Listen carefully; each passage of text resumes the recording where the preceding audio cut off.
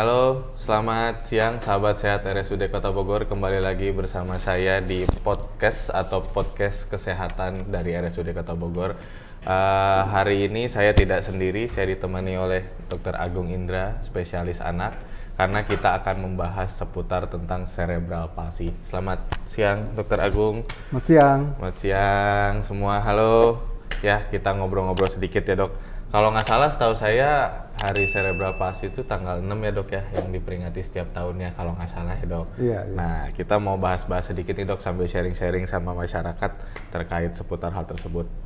Mungkin ada yang lupa juga, sebetulnya Cerebral Palsy itu apa sih, Dok? Iya. Cerebral palsy sebetulnya itu terdiri dari dua kata ya, cerebral dan palsy. Cerebral artinya otak. Palsy artinya kelumpuhan.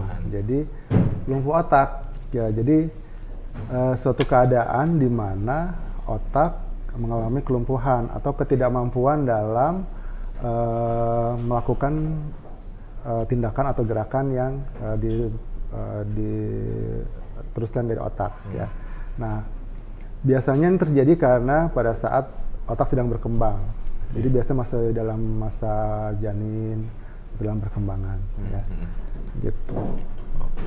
Ya, kalau penyebabnya sendiri apa aja tuh, Dok, kira-kira? Apalagi semasa kandungan ya, Dok, ya, ada faktor-faktor penyebabnya risiko. Bisa terbagi tiga ya, ada yang prenatal, perinatal maupun yang postnatal. Nah, kalau yang prenatal itu biasanya terjadi pada ada gangguan dalam pembentukan organ otaknya, ya.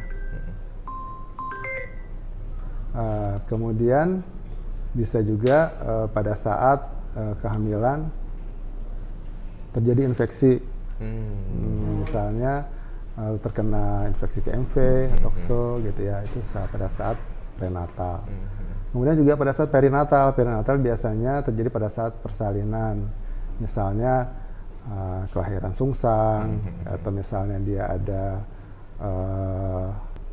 tidak langsung menangis, ya, jadi kan oksigen otak berkurang sehingga terjadi hipoksik, iskemik encephalopathy kalau kita bilang, gitu. Kemudian bisa juga yang postnatal biasanya pada saat dia sudah lahir, apakah dia terkena infeksi, baik itu radang otak atau infeksi lainnya. Oke, jadi sebenarnya dibagi tiga, Dok, ya. Nah, dari tiga-tiganya tersebut, mungkin yang paling sedini mungkin adalah ketika saat di dalam kandungan. Nah, kira-kira bisa dideteksi dini nggak, Dok? Apakah anak ini kemungkinan bisa cerebral palsy atau seperti apa, Dok? Pada saat dia dalam kandungan. Biasanya itu makanya perlu antenatal care, ya. Jadi pertama sebelum hamil ibunya sebaiknya mengkonsumsi makanan yang bergizi tinggi, kemudian vitamin-vitamin ya yang berfungsi untuk pembentukan otak, misalnya asam folat gitu ya. Nah, kemudian yang kedua pada saat kehamilannya ya harusnya sudah dari awal sudah konsultasikan ke dokter kebidanan supaya dapat selain vitamin juga diketahui pemantauan perkembangannya gimana dalam kandungannya. Kemudian nanti kan juga ada pemeriksaan tuh, apakah ibunya sehat atau dia ada penyakit-penyakit tertentu yang bisa menimbulkan masalah ke bayinya. Gitu ya, apakah itu infeksi atau penyakit yang lainnya, mungkin hipertensi gitu ya. Gitu. Oke. Kalau ini, Dok, saat udah lahir nih, Dok, kadang kan kita nggak tahu ya, orang tua mungkin juga bingung juga apakah anak saya cerebral palsy atau nggak di saat pas lahir ternyata infeksi atau nggak nangis, perawatan di NICU lama atau emang ada riwayat kejang. Ciri-cirinya anak dengan cerebral palsy itu gimana sih, Dok, gambarannya? Sebetulnya sih dari awal sudah kita bisa ketahui ya, cuma memang kadang-kadang tidak terpantau. Ya, jadi kadang-kadang datang sudah usia 2 tahun, udah besar gitu ya. Jadi kadang-kadang tidak ketahuan dari awal. Sebetulnya dari awal bisa kita lihat, misalnya kalau bisa terbagi menjadi dua ya, kurang dari 6 bulan sampai di atas 6 bulan. Kalau kurang dari 6 bulan kita bisa lihat dari lehernya dia nggak, sudah harusnya kan 2 bulan dia sudah mulai bisa ngangkat-ngangkat kepala gitu ya. Nah ini dia biasanya masih lemas aja ya, terkulai, jadi flaccid ya. Nah kemudian tangannya menggenggam terus. Tangan yang menggenggam terus itu salah satu tanda bahwa bisa saja anak ini kemungkinan akan menjadi CP nantinya gitu. Nah kalau 6 bulan biasa dia mulai kan sudah mulai tengkurap, balik gitu ya. Nah kalau dia ada keterlambatan, misalnya belum bisa tengkurap usia 4 bulan, kemudian dia hanya miring ke salah satu sisi saja gitu, itu tangan juga masih tetap menggenggam terus waktu usia 6 bulan, berarti dia kemungkinan bisa menjadi CP nantinya. Gitu. Nanti ada juga refleks-refleks primitif yang harusnya sudah hilang, dia masih ada gitu ya. Nanti pemeriksaan bagusnya dibawa ke dokter untuk pemantauan lebih lanjut. Oke. Tapi sebenarnya bisa nggak dok bahwa CP itu akhirnya ketahuannya pas sudah agak gede anaknya, udah 7 tahun misalkan atau 8 tahun, atau emang benar-benar pasti dari kecil? Seharusnya dari kecil, tapi kecil, kan ya? ada juga penyakit-penyakit yang timbulnya pada saat sudah besar dan dia akhirnya menyebabkan gangguan dalam perkembangan otak selanjutnya. Misalnya dia kan kalau CP itu dia timbulnya pada saat masih otak berkembang. Kalau misalnya dia timbul setelah di atas 5 tahun otak sudah nggak berkembang, itu kita nggak bisa bilang dia sebagai CP. Misalnya dia usia 6 tahun nih, tapi dia terus kena meningitis gitu ya. Kan dia perkembangan selanjutnya dia akan mungkin kan bisa motoriknya terganggu, bisa gitu ya, kemampuan berpikirnya juga terganggu. Tapi kita nggak bisa bilang CP, itu dia berarti adalah gejala sisa dari radang otaknya. Gitu. Cerebral palsy hanya kita berlakukan pada otak yang sedang berkembang. Berarti benar-benar dari kecil dok ya? Ya antara prenatal, natal atau postnatal itu tadi. Oke. Nah sebenarnya ada kegawat daruratan yang dok, barangkali nih di masyarakat ada yang emang nggak terkontrol kehamilannya atau ternyata perawatan lama, terus emang CP. Nah kegawat daruratannya apa aja dok kira-kira? Kegawat daruratannya maksudnya mengancam jiwa ya? Iya, yang mengancam jiwa. Jadi kegawat daruratannya bisa banyak macam ya. Bisa anak yang CP dia akan mudah terkena infeksi. Nah kalau infeksinya karena ada keterbatasan kemampuan dia, itu bisa jadi berat timbulnya. Nah itu bisa mengancam jiwa. Kemudian biasanya kan ada gangguan nih pada anak CP itu, masalah makannya, ya nggak mau makan atau makannya dimuntahin gitu terus. Jadi akhirnya dia menjadi malnutrisi. Nah malnutrisi kan menurunkan daya tahan tubuh, akhirnya bisa mudah terkena infeksi. Nah kalau udah infeksi kadang-kadang susah untuk penanganannya, lebih susah penyembuhannya. Itu bisa menyebabkan kondisi yang kritis. Ya. Selain itu juga pada anak-anak yang CP itu dia ada keterbatasan dalam gerak ya biasanya. Jadi kemampuan dia misalnya bergerak itu kan terbatas. Akhirnya posisinya jadi ada kelainan bentuk, biasanya ada skoliosis, kifosis gitu ya. Nah itu biasanya akan mengganggu organ-organ bagian dalam untuk berkembang ya. Jantungnya juga bisa terganggu gitu ya, paru-parunya. Nah itu juga bisa mengakibatkan gangguan, menyebabkan suatu hal yang bisa menimbulkan kritis ya.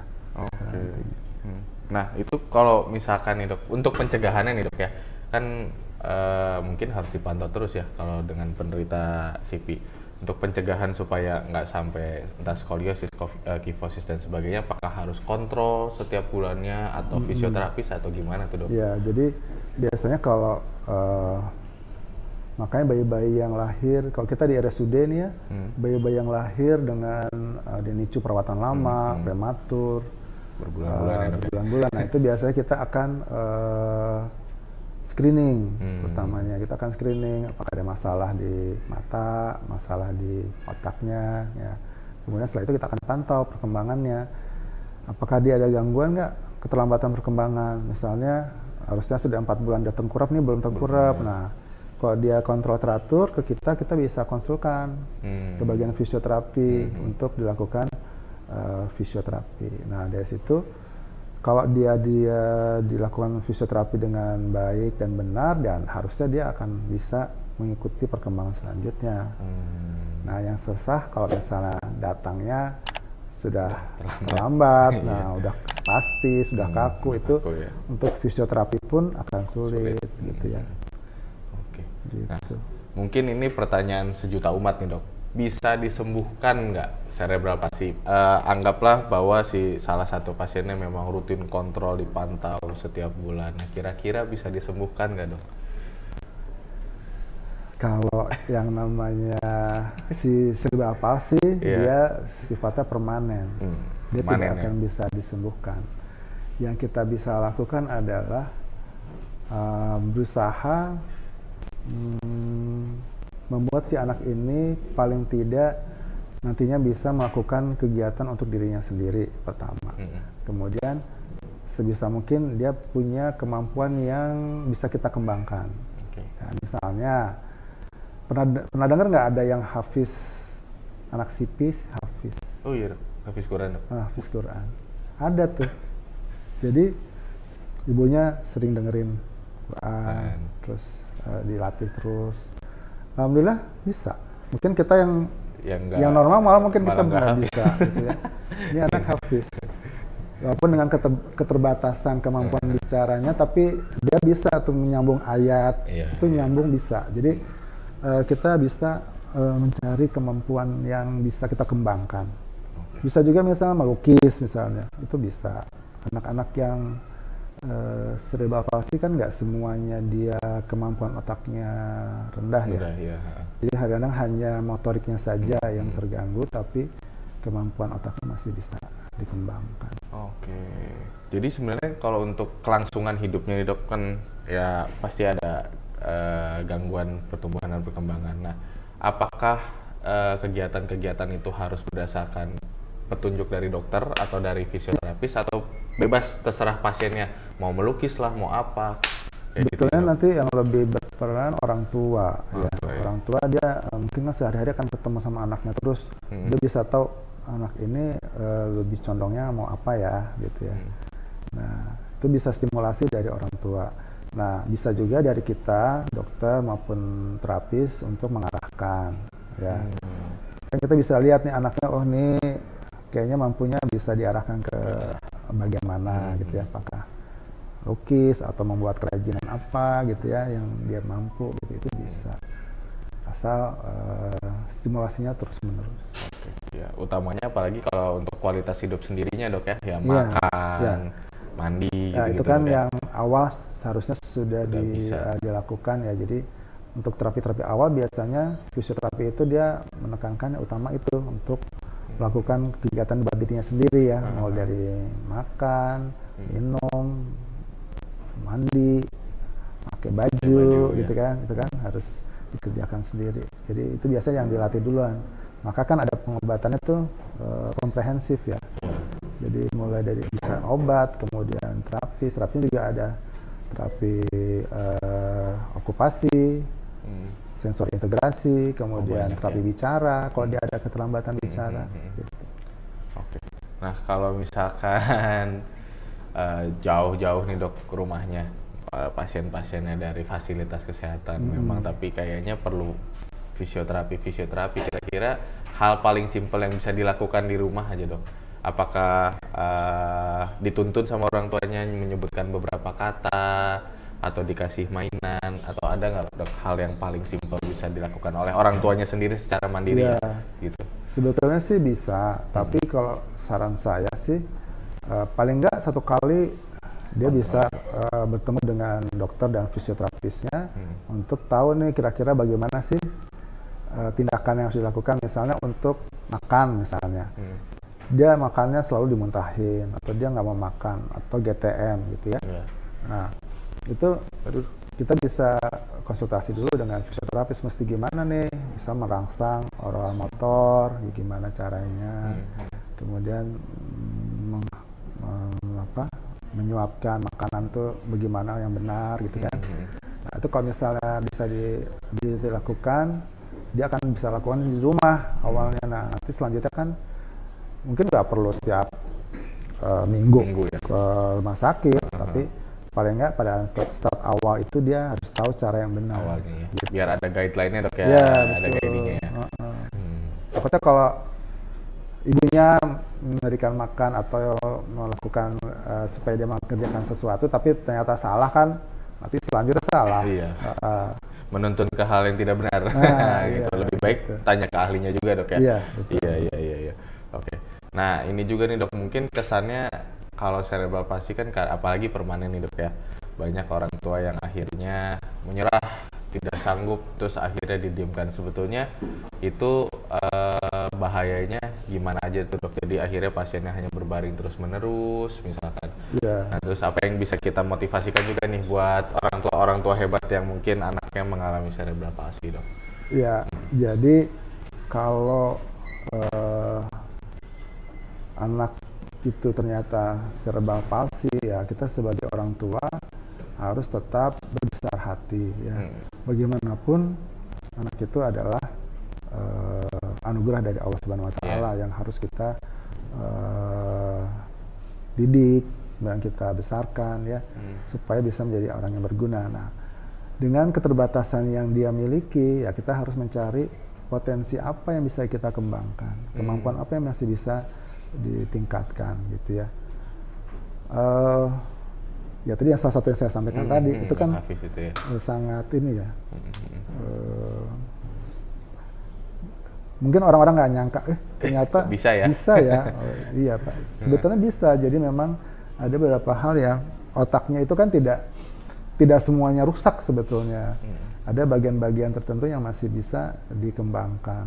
Nah kalau itu dilatih terus menerus, dia akan bisa memberikan hasil yang baik, bahkan mungkin di luar dugaan gitu ya. Ya tadi seperti Hafiz, kemudian melukis, mengerjakan kerajinan tangan atau apapun yang kita bisa kembangkan pada anak ini gitu. Iya, ya berarti Jangan berkecil hati. Jangan berkecil hati, jangan menjadikan keterbatasan itu membatasi diri dok ya. Iya. Karena kita semua punya kesempatan untuk berkembang. Iya, betul. Ini juga nih dok, kira-kira pasti kan orang tua juga keturunannya mungkin pengennya nggak punya satu nih dok ya. Misalkan anak pertamanya CP, kira-kira ada nggak kemungkinan diturunkan si CP ini? Atau hanya benar-benar terhadap 3 faktor risiko tadi yang sudah disebutkan, atau memang ada faktor genetik yang bisa menurunkan si CP ini dok? Jadi sebetulnya kalau dari literatur sih CP ini tidak diturunkan, ya tidak diturunkan. Hanya ada kemungkinan bisa pada satu keluarga bisa ada yang anaknya CP, berapa anak beberapa yang CP gitu ya. Itu bisa saja terjadi misalnya ibunya punya infeksi misalnya.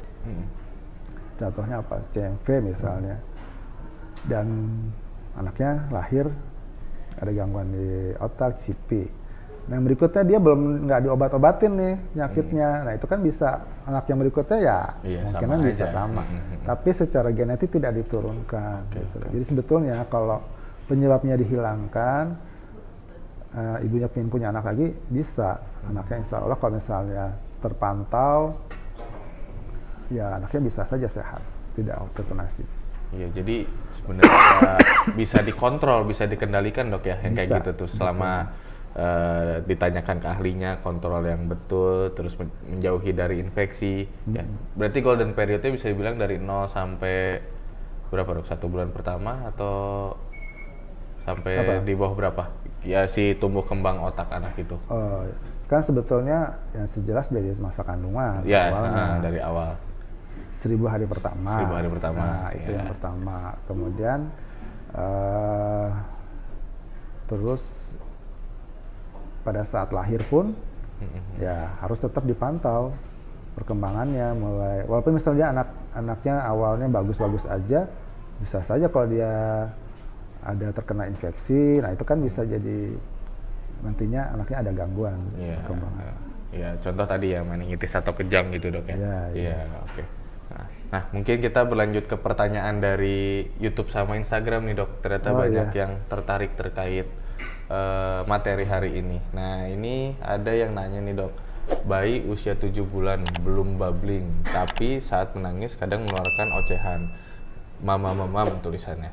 Nah, apakah itu normal, Dok? Jadi mungkin ke arah speech delay kali, Dok, ya 7 bulan nih.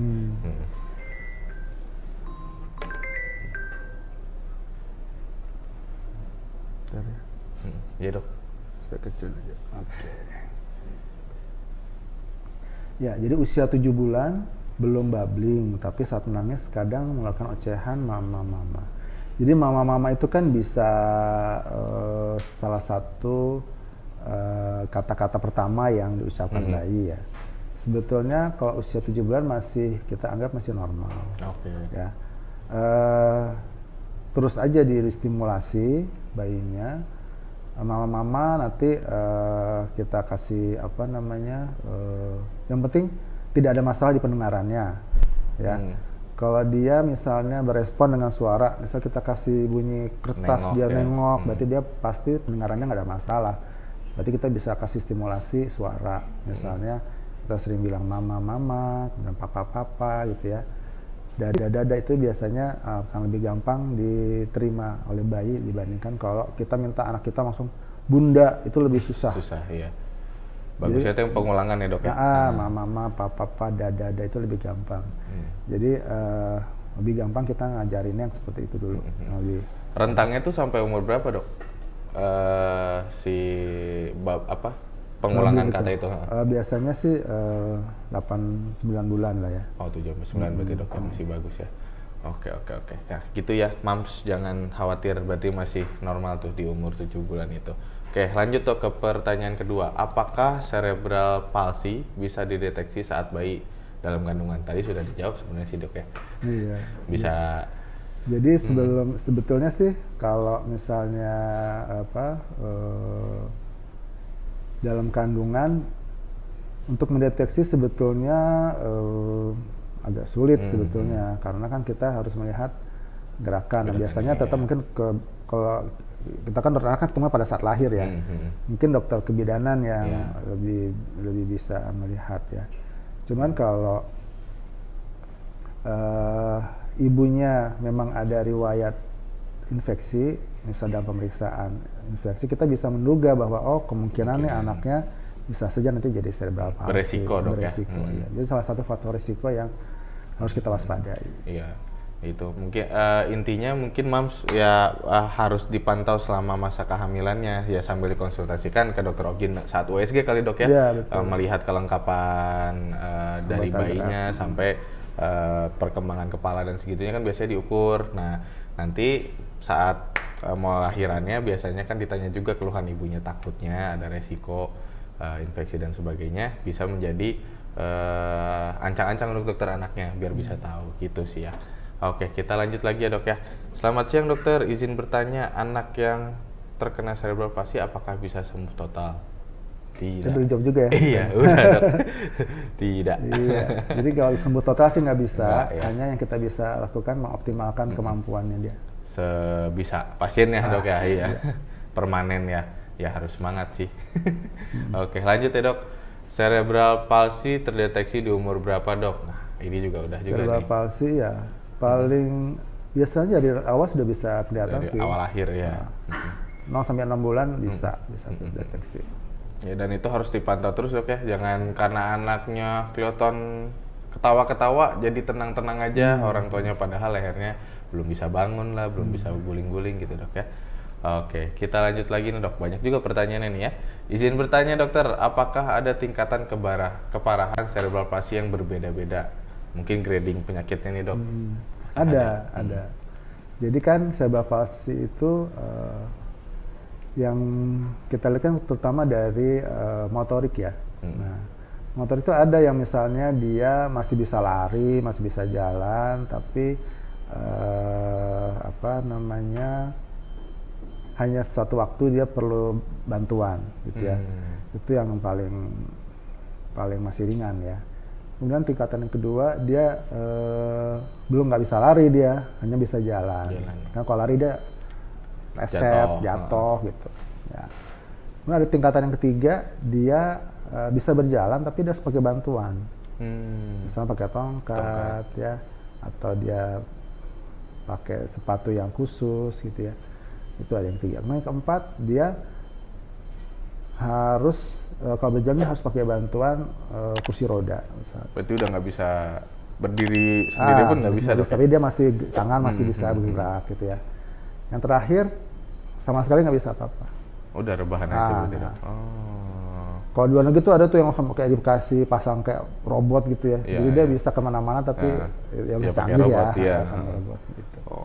Biar Di sini mah berarti belum kayaknya belum ada. Kalau ada juga mahal kayaknya dok. Nggak kebeli dok. Ya berarti gradingnya ada banyak. Nah kalau memang ada yang seperti itu dilihat-lihat lah dan bisa kontrol juga nanti dok ya, biar ditanyakan ke dokter Agung gitu. Lanjut dok ke pertanyaan berikutnya. Assalamualaikum dok. Anak saya pasien dokter Agung, lahir prematur, sekarang usia 5 bulan tapi masih belum tengkurap. Nah ini beda dari yang tadi berarti dok, ngomonginnya motoriknya nih dok. Ya. Nah, umurnya berapa Prematur tuh dok? ya? 5 bulan ya? 5 bulan katanya. Ya jadi bayi prematur itu kita ada koreksi usia. Nah dia 5 bulan, tergantung dia usia waktu lahirnya, kehamilan berapa minggu. Nah kalau misalnya dia usia lahirnya waktu itu masih 6 bulan misalnya ya, berarti kan dia untuk mencapai cukup bulan itu kan sekitar 3 bulan. Berarti dia ada koreksi 3 bulan. Mungkin usianya baru 2 bulan sekarang, gitu ya. Dikurangin dok ya? Kita kurangin. Nah kalau sudah, misalnya dia ternyata usia sudah berapa tadi? 8 bulan. Ternyata masih belum bisa tengkurap juga, nah itu kita harus waspada. Jangan-jangan memang CP. Karena prematur merupakan salah satu faktor resiko ya, terjadi cerebral palsy. Karena belum berkembang secara utuh dok ya otaknya. Tapi kalau memang mau sih bagusnya sih pantau setiap bulan, bawa berobat ke dokter untuk dilihat apakah ini masih normal atau tidak. Yang penting kita tahu usia waktu lahirnya, kehamilan berapa minggu, sekarang kemampuannya udah bisa apa, nah kita lihat koreksinya apakah masih dalam toleransi atau tidak. Oke. Kalau misalnya udah lewat ya kita harus segera lakukan fisioterapi. Ya. Diarahkan ke ahlinya supaya lagi. bisa mengikuti perkembangan seperti yang normal. Nah kalau motorik sendiri tuh di usia normalnya tuh bulan keberapa aja dok harusnya udah bisa melihat tengkurap lah, mulai bangun. Jadi kan duduk. biasanya kalau tengkurap itu 4 bulan, dia bisa tengkurap. Kemudian sampai 6 bulan dia bolak-balik ya. Kemudian 8 bulan dia udah bisa duduk harusnya. Nanti berdiri, berpegangan 9 bulan. Nah, udah mulai berjalan, nah itu biasa 1 tahun. Harusnya 1,5 tahun itu udah jalan, udah lancar. Ini mungkin out of topic dok. Kalau misalkan anaknya ternyata bisa berdirinya di umur 7 bulan, itu bahaya nggak sih dok sebenarnya? Terlalu lebih cepat gitu perkembangannya? Bisa berbahaya sebetulnya, karena belum waktunya. Jadi justru kita harus hati-hati, jangan-jangan memang ada juga yang namanya cerebral palsy, tapi dia berdirinya terlalu cepat karena otot kakinya tuh kaku. Jadi dia berdirinya sebetulnya karena kekakuan dari otot-otot ekstremitas bawahnya gitu.